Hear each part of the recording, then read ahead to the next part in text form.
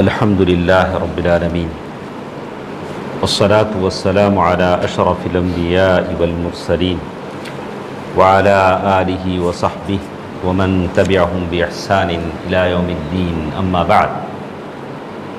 محترم حضرات، آج جو حدیث ہم پڑھنے جا رہے ہیں بہت ہی اہم باتیں اس میں میرے لیے اور آپ کے لیے ہیں، اور اس حدیث کا موضوع ٹاپک یہ ہے کہ جنت میں اللہ سبحانہ و تعالیٰ کا دیدار ہوگا، ہم اللہ کو دیکھیں گے۔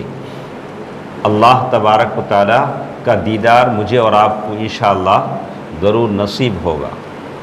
اسی کے متعلق یہ حدیث ہے۔ ابو ہریرہ رضی اللہ تعالیٰ عنہ فرماتے ہیں کہ صحابہ کرام کو بڑا شوق تھا اللہ کو دیکھنے کا، تو اللہ کے نبی صلی اللہ علیہ وسلم سے وہ سوال کرتے تھے کہ اللہ کے نبی، کیا ہم اللہ کو دیکھیں گے؟ اللہ تعالیٰ ہمیں نظر آئے گا؟ تو روایت ہے عن ابی ہریرہ رضی اللہ عنہ قال قالوا یا رسول اللہ هل نرى ربنا یوم القیامہ، اے اللہ کے نبی، کیا قیامت کے دن ہم اپنے رب کو دیکھیں گے؟ اللہ کے نبی صلی اللہ علیہ وسلم مثالوں سے سمجھایا کرتے تھے۔ جب بھی مثال دی جاتی ہے لیس کمثلہ شیء، اللہ کے برابر کسی کو ایگزامپل نہیں دیا جاتا۔ یہاں جو مثال دی گئی ہے دیکھنے اور دیکھنے کی مثال ہے، جس کو دیکھ رہے ہیں اس کی مثال نہیں۔ اللہ کے نبی صلی اللہ علیہ وسلم نے ایگزامپل دے کر کہا هل تضارون فی رؤیت الشمس فی الظہیرہ لیست فی سحابہ۔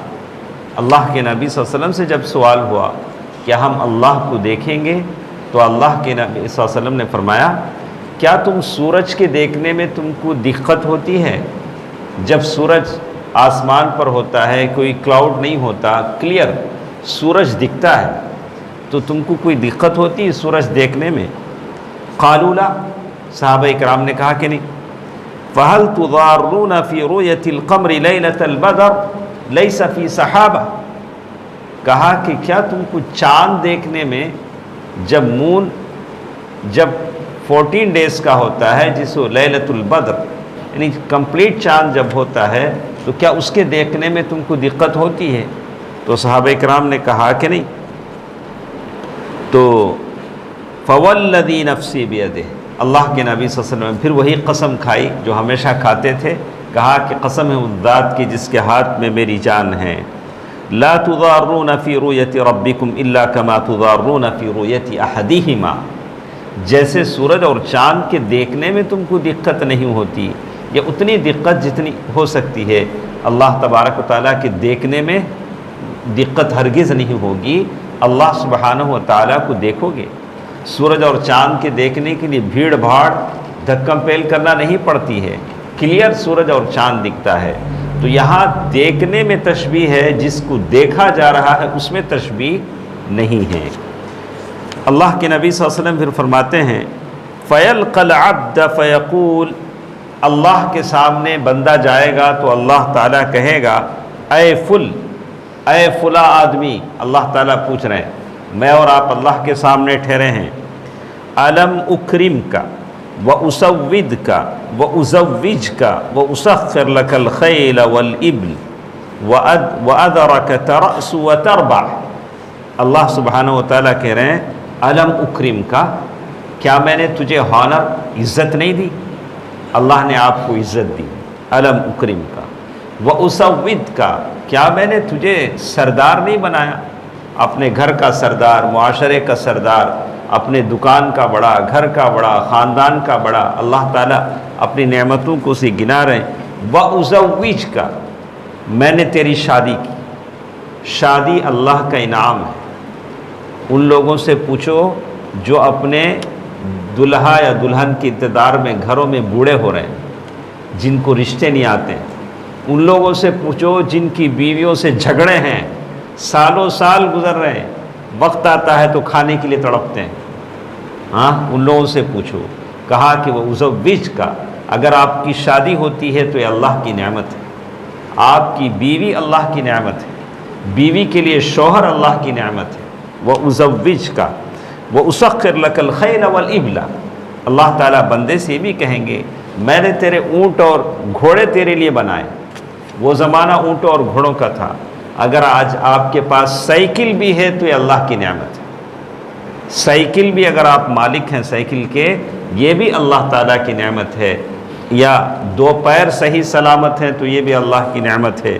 وَأُسَخِّرْ لَكَ الْخَيْلَ وَالْإِبْلَ وَأَدْرَكَتَ رَأْسُ وَتَرْبَعْ، اور میں نے چھوڑ دیا تھا کہ تم سرداری کرو، وَتَرْبَعْ یعنی مال غنیمت حاصل کرو، مال حاصل کرو، اپنے مال میں فائدہ اٹھاؤ۔ جاہلیت کے زمانے میں قوم کا سردار مال غنیمت کا پو حصہ لے لیتا تھا، اسی حساب سے یہ بھی کہا گیا۔ اللہ تعالیٰ ساری نعمتوں کو گنائیں گے اور کہیں گے، وہ کہے گا فیقول بلا، بندہ اللہ کے سامنے کہ ہاں اللہ یہ سب تو نے مجھے دیا تھا۔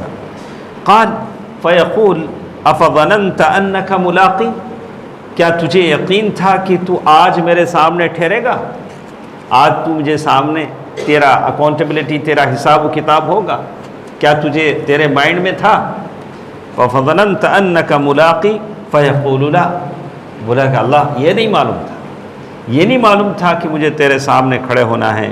تو اللہ تعالیٰ کہیں گے فَإِنِّي أَنْسَاكَ كَمَا نَسِيتَنِي، جیسے تو نے دنیا میں تیرا حساب و کتاب بھول گیا تھا، آج میری رحمت سے تجھے بھلا دیتا ہوں، میری رحمت تیرے ساتھ نہیں ہوگی۔ پھر دوسرے کے ساتھ سیم ایسے ہوگا، دوسرے بندے کو لائے گا، یہی سوال و جواب۔ ہمارے پاس ٹائم بہت کم ہوتا ہے تو میں دوسرے کی ساری باتیں میں ریپیٹ نہیں کرتا ہوں۔ اور اسی طرح تیسرا آدمی لایا جائے گا، فیقول لہ مثل ذلک، یہ تیسرا آدمی جو آئے گا وہ منافق ہوگا، وہ منافق ہوگا، وہ کہے گا یا رب آمنت بک، اے اللہ میں تیرے اوپر ایمان لایا، وبکتابک، تیرے کتاب پر ایمان لایا، وبرسلک، تیرے رسولوں کو میں نے مانا، وصلیت وصمت، میں نے نماز پڑھا، روزہ رکھا، وتصدق، میں نے صدقہ کیا۔ یہ سب ہم کرتے نہیں کرتے؟ سارے کام کرتے ہیں، ایمان لائے ہیں، نماز پڑھے ہیں، ہم پڑھے ہیں، روزہ رکھتے ہیں، سارے کام کرتے ہیں۔ وَيُثْنَى بِخَيْرٍ مَّا اسْتَطَاعَ، جتنا ہو سکتا ہے اللہ کی تعریف کرے گا، ایسا کرا ویسا کرا۔ ساری باتیں کرنے کے بعد اللہ اس سے کہیں گے فیقول ہا ہونا اذن، ارے ذرہ ٹھہر، تو جو بول رہا ہے تھوڑا ٹھہر، تھوڑا ٹھہر جا۔ ثم یقال لہ الآن نبعث شاہدنا علیک، تھوڑا ٹھہر، میں تیرے خلاف اب وٹنس لاتا ہوں۔ یہ جو سارے کام جو تو کیا ہے کیا، لیکن اس میں اخلاص نہیں تھا۔ میرے عزیزو دوستو، ہم لوگ اتنے سارے کام کرتے ہیں، صدقہ، خیرات، نماز، اس کے لیے اخلاص بہت ضروری ہے۔ اللہ کہیں گے کہ ارے ذرا ٹھہر نا، کیا بول رہا ہے؟ اب میں تیرے خلاف وٹنس لاتا ہوں، تو وہ سوچے گا ارے میرے خلاف کون وٹنس دے گا؟ بندہ سوچے گا کہ میرے خلاف وٹنس دینے والا کون ہوگا؟ وَيَتَفَكَّرُ فِي نَفْسِهِ مَنْ ذَا الَّذِي يَشْهَدُ عَلَيَّ، ارے میرے خلاف وٹنس کون دے گا؟ فَيُخْتَمُ عَلَى فِيهِ، اللہ اس کی زبان پر اسٹامپ لگا دیں گے، سیل کر دیں گے، اس کا منہ اللہ تعالیٰ سیل کر دیں گے۔ وَيُقَالُ لِفَخِذِهِ وَلَحْمِهِ وَعِظَامِهِ، اللہ اس کے ران سے کہیں گے، وَلَحْمِهِ اس کے گوشت سے کہیں گے، وَعِظَامِهِ اس کے بونس ہڈیوں سے کہیں گے، انطقی، بولو نا، یہ ہڈی، گوشت، ران، اس سے اللہ کہیں گے کہ بولو، انطقی فتنطق فخذه ولحمه وعظامه بعملی، اس کا ران بولے گا، اس کے ہڈیاں بولیں گی، اس کا گوشت بولے گا، جو کچھ میں نے اور آپ نے کیا سب وہاں اللہ کے لیے کسی ریکارڈر یا کسی اور چیز کی ضرورت نہیں، یہ سب سے بڑا ریکارڈر ہے۔ یہ گوشت، یہ ہڈیاں، یہ ران، جو اکثر انوالومنٹ اس کا ہوتا ہے، بہت سارے اعمال میں یہ تین چیزوں کا انوالومنٹ زیادہ ہوتا ہے۔ ہڈیاں تو ویسے ہڈیاں ہیں، گوشت تو سارے بدن کا گوشت، ران اس کا بہت جگہ انوالومنٹ ہوتا ہے۔ تو وَذَلِكَ لِيُعْذِرَ مِن نَفْسِهِ، تاکہ اس پر حجت پوری ہو جائے۔ وَذَلِكَ الْمُنَافِقُ، یہ منافق ہوگا۔ وَذَلِكَ الَّذِي يَسْخَطُ اللَّهُ عَلَيْهِ، آخر میں یہی بتایا گیا کہ یہ اس لیے ہوگا کہ اس پر اتمام حجت ہو جائے، اللہ نے ایسے اٹھا کے جہنم میں نہیں ڈال دیا، حجت پوری ہو گئی، یہ منافق ہوگا اور یہ وہ شخص ہوگا جس پر اللہ تعالیٰ ناراض ہوگا۔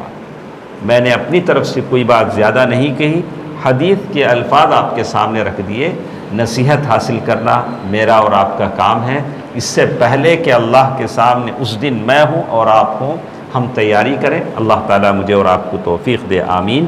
والسلام علیکم ورحمۃ اللہ وبرکاتہ۔